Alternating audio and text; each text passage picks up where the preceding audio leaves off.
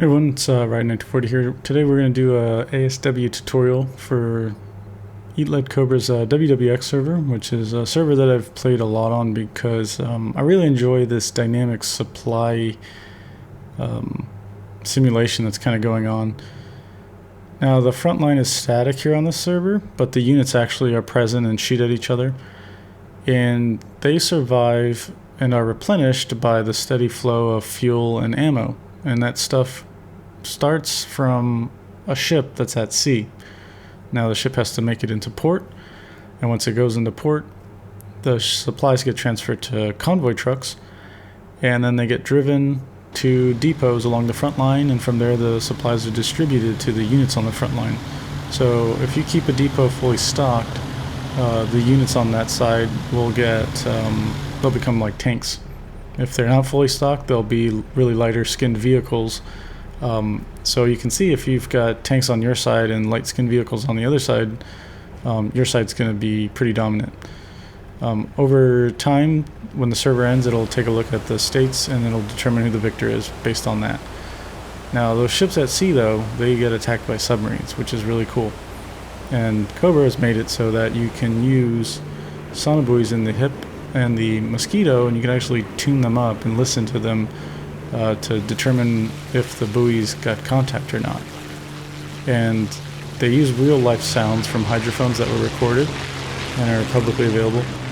And I think that's really cool and really neat, so we'll go ahead and take a look at that. So first things first, if you're going to do this, we've got to get a helicopter, the hip here, and we've got to load some bombs. Okay. You can use any bombs or rockets or even guns. Even the door gun will kill a submarine if you find it. But for this, I think it's really fun to just use bombs. I use 6 fabs, and I've got machine guns in case we get jumped by somebody, because this is a PvP server. Okay, so I'm going to start up, and I'll get back to you when I'm done.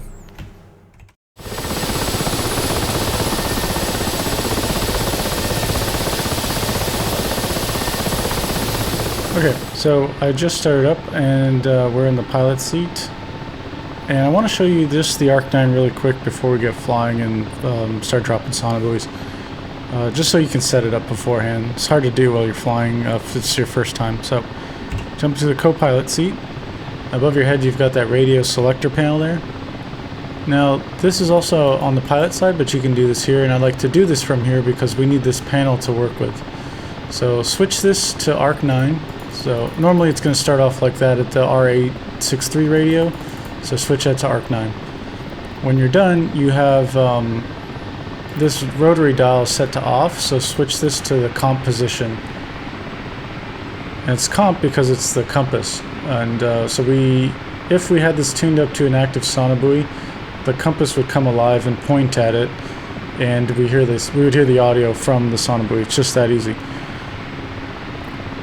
Now you've got 2 frequencies you can dial in, and you could switch between them by using the B and A switch. So B is going to be your reserve, and then A is going to be your main.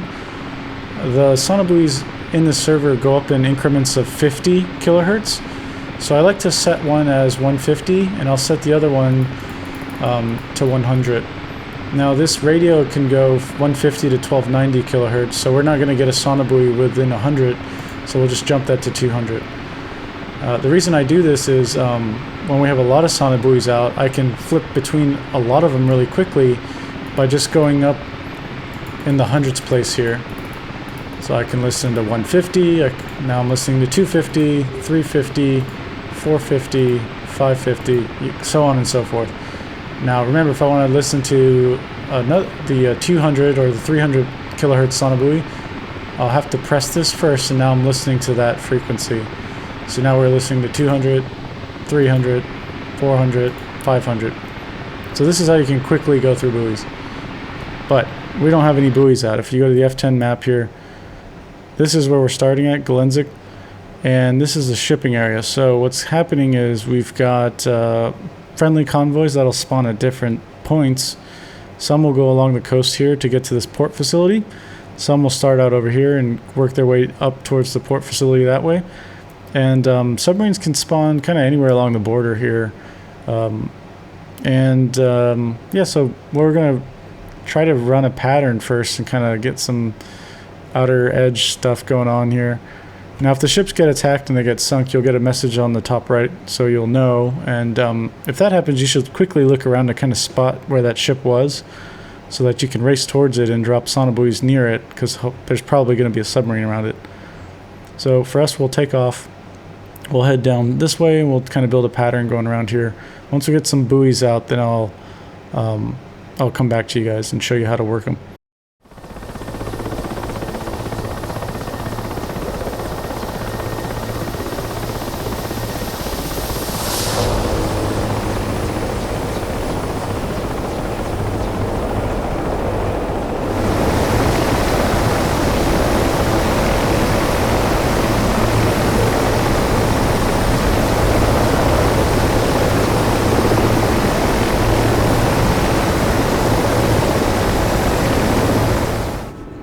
Okay, so from looking at the F10 map, this town right here is kind of where this line is pointing to. So I know if we get kind of close to this, we'll drop a buoy somewhere around here or around here, which is great, because the subs can come in from this area just like they can come in from pretty much anywhere. So that's that town right there off in the distance. So we can just drop one here. It's not going to hurt anything. And the way we do that is right alt plus backslash, you bring up your comms menu. The normal backslash sometimes, or it doesn't seem to be working for anybody flying the HIP once they get airborne. It works on the ground for some reason, but when you get in the air it doesn't work. You have to use right alt plus the backslash. So we'll go to F10 other, and then if you don't know where you're at, actually you can use this drop illumination flare, and at nighttime this is great because it drops an illumination flare, but in the daytime it adds a marker. So there we are, we're right where we thought we were. Yeah, so that's marked on the map. Okay, we don't have to drop sonobuoys in the shipping area because the subs are, they can be detected coming in from the outside of that shipping area. So we'll drop a sonobuoy now. Once again, right alt backslash, we get the comms menu, go to other, F3 for sonobuoys, and then drop sonobuoy. Now what's happened? If we go to the F10 map, we now see that we've got a buoy right in the corner there. That's really nice. And it's buoy number 1, and it's 150 kilohertz on the frequency. Okay, hold on, let's get oriented here. We want to make a pattern, so we'll space this out probably every, I don't know, 8 kilometers or so. I'll give ourselves some overlap. I'm doing that because well, actually we should go a lot lower, probably 4 kilometers. 4 or 5 doesn't hurt. So 233. So we'll fly 233. And then buoy 1 is on 150. And you'll remember that buoy, or 150 was the default frequency that's tuned up on the Arc9 already. So shouldn't have to do anything aside from set that switch to Arc9 again.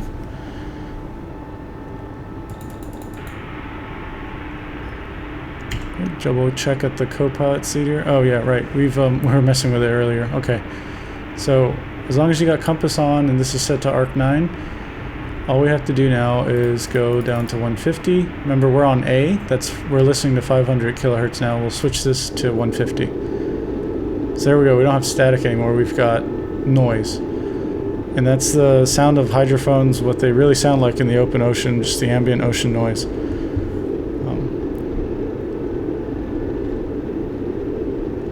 Now, if you don't know what that sound should be, Cobra's got it built into the radio menu again. Bring up right alt and backslash, go to other, go to sonobuoys. There's little training sounds and instructions thing, okay? So if there's no sub detected, we can hear what that sounds like. There we go. That's the audio for it. Okay.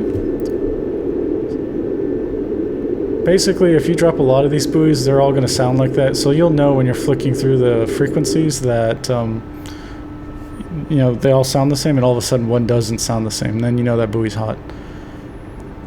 Okay, we'll go ahead and drop another buoy here. Sonobuoys, drop buoy. Alright, that was 200 kilohertz. Okay, so I like to do 150, 250, 350 kind of on the left side, and I do the hundreds place. The ones going up in the even hundreds on the right side, so we'll switch that to A, and that was 200. Oh, sorry, we turned that off, yep. There we go. Once again,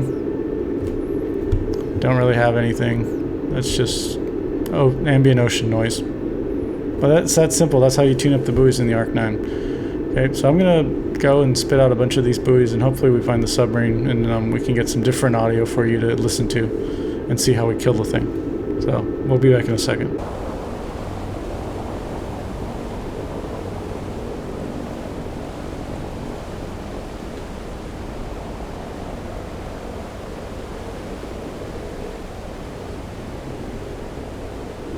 Alright, that didn't take really long. I think I dropped another buoy and that was it, so if I flick to 300 there, you hear the noise. So this is the ambient ocean noise, right? And now that's different. So that is a submarine. Okay, so that's buoy 300. So the buoy's right behind us. We're gonna go turn around and get lower, okay?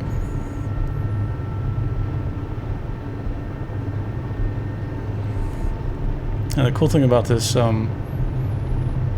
is there's different audios depending on how far away it is, up to 4 kilometers.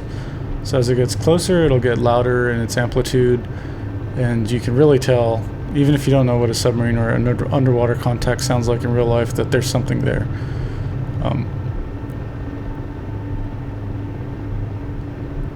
Okay, we'll come around. As we're doing that, actually, we should, I'll teach you how to load or arm the bomb panel. Okay, now that we've got the Fab 100s, there's a couple things you got to do here. You'll make sure your arming breakers are on, and then turn that main switch on, and that other switch, that arming switch over there. And we go to the bomb panel here, turn on main bombs, and we want to do, if we have all Fab 100s, we'll do Pod 2 variant. And you got to switch this. Click it right click 2 times, so it's on the Roman numeral 1 there before the regular 1, 2, 3, 4, and release bomb.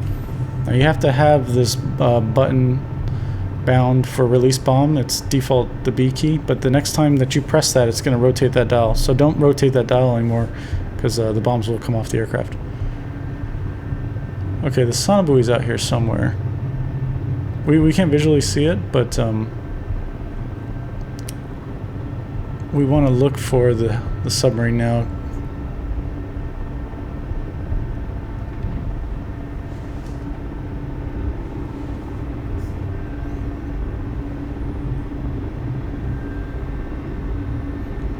Alright, I'll drop another sonobuoy here.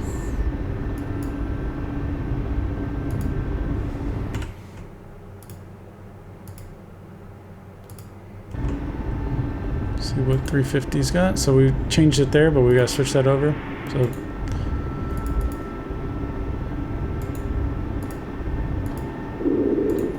the 350's also got contact, okay? That's behind us. So I'm gonna say the submarine should be in visual range here. There it is. Okay, so that's the convoys right there. You see the cargo ship, and it's got one escort ship. There's 2 cargo ships there, and this is the submarine right here. Now we got to be quick, because he's gonna, once he gets into some sort of range with these ships, they'll start to blow up. So I don't know his engagement range, but he's getting pretty close to it, I think. Okay, so once again, we'll make sure we've got our panels set up. Yep. Okay, so now if I hit the release bombs, the bombs will come off the aircraft, hopefully, and kill this guy. Now, if you have rockets and stuff, you can see there just part of his sail sticking out, so you can actually hit him that way, but I like to get the bomb practice in. Okay, so we'll probably drop really soon here. 1, 2, 3, 4... Go to the F10 view, F2. Oh, nice, direct hit.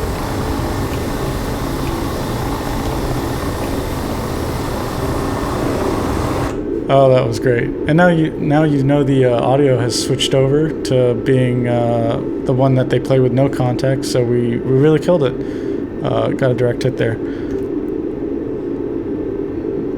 Now I'll show you another thing here. We only got 2 bombs on the aircraft now, and I like to use like 4 when I'm attacking one of these submarines. So that's because I'm not really good at dropping bombs. So I need to get more armament, but the cool thing is I can actually go to that Castle class ship and land on it and get some ammo.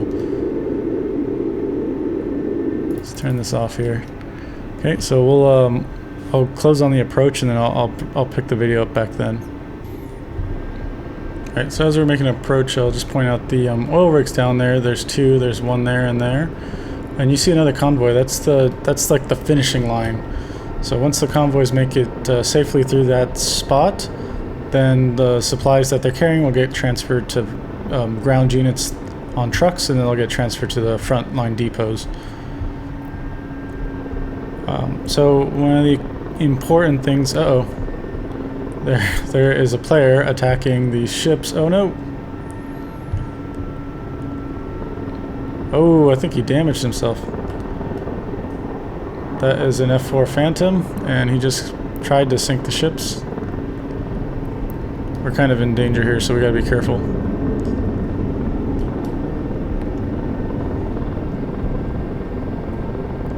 In fact, I'll make my gunner set to ready to fire. Okay, as I was saying, you want to make sure that your brake is set to on, your parking brake. Now on the hip, the default W command is just for the wheel brake, and it's sort of like a momentary press thing. So make sure you bind parking brake. That'll set and hold it for you. The reason we want it on is because if we're going down on the deck there, we touch down, we don't want to roll forward because our rotors will be at risk at hitting the superstructure there. There's not a lot of room. It kind of looks like there is, but once you land on the hip on this class of ships, you got a couple meters ahead of you, and then you're gonna hit something, so you gotta be careful. Now I set my radar altimeter to 10 meters, and so as we approach the flight deck, once I hear the altimeter go off, I'll know that the rear mains have cleared the landing deck, and then we can safely touch down. Now you just kind of fly at the same altitude at a point, so I'm staring at where that line goes across the deck. It's got a bunch of lights hanging from it, and then it's kind of flush with that beginning of the black exhaust marker. So I'm flying with it, kind of relative, trying to keep my altitude the same as best as I can. And we're slowly inched forward to it.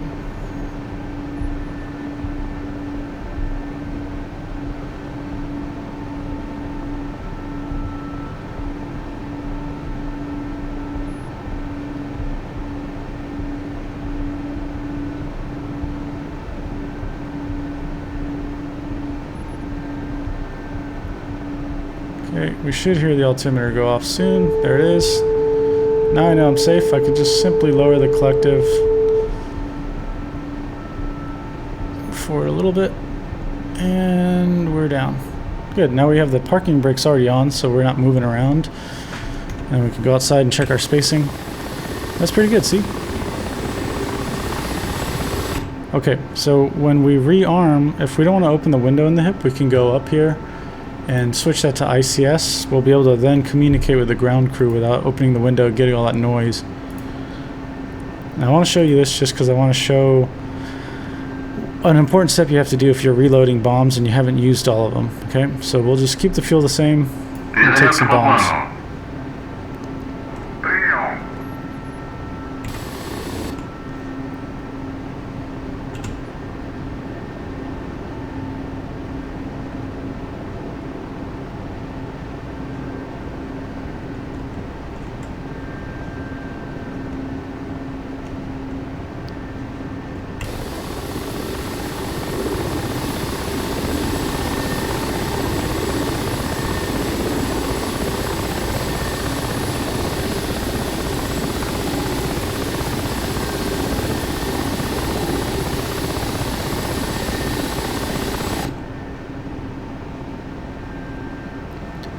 Okay, so all the bombs are loaded on the aircraft.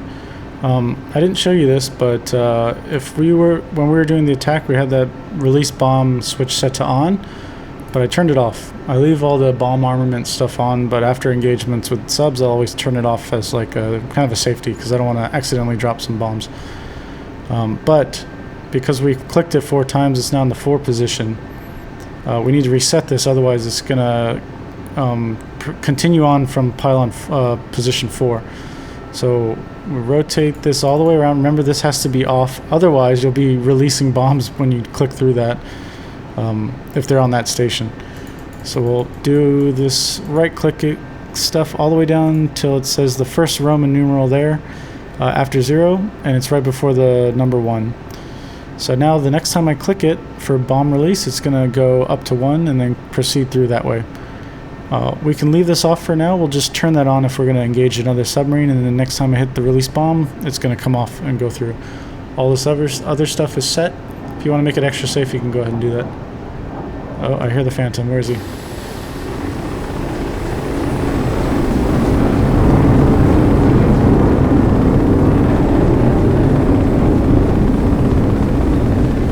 Oh, he's buzzed us. Okay. Yeah, I think that's it. So, just an overview really quick. We took off from Glenzik, and then we went along the coast and we found the city. We dropped a sonar buoy. We just went up this way, and then we got detection on this buoy. I dropped another one. We also had detection on that one, and we knew there was a submarine somewhere in that area, and then you visually searched it out and saw it and dropped some bombs on it. So it's that simple. If you were to do this yourself, also I should remind you guys, you have a limited number of sonar buoys. I think it's 25, so you can space out a pattern along this as much as you want, but if you need to get more sonar buoys, you got to land on the ship or go at an airfield or something and go ahead and pick up some more sonar buoys. You don't have to do any radio commands to do that. Just touch down, lift off again, and it'll be replenished. So I hope that sorts you guys out. If you have any questions, let me know in the comments and stuff, and I'll try and get help to you. You'll probably see me on the server if you hop in and try to fly ASW. If you want to do that multi-crew, this is a fun multi-crew thing. Someone can be operating the sonar buoys while the other one's just flying. The server does go into the night up until like 2100 at night, so it gets pretty dark. And it's a really challenging way to fly the HIP that dark over water sometimes. And then hunting submarines in the dark is really crazy stuff. So yeah, if you guys ever want to try that, go ahead, and if we're on the server together, I'm happy to fly with you guys and happy to teach you how to do this if you need more pointers, and I'll catch you on the next one. Bye.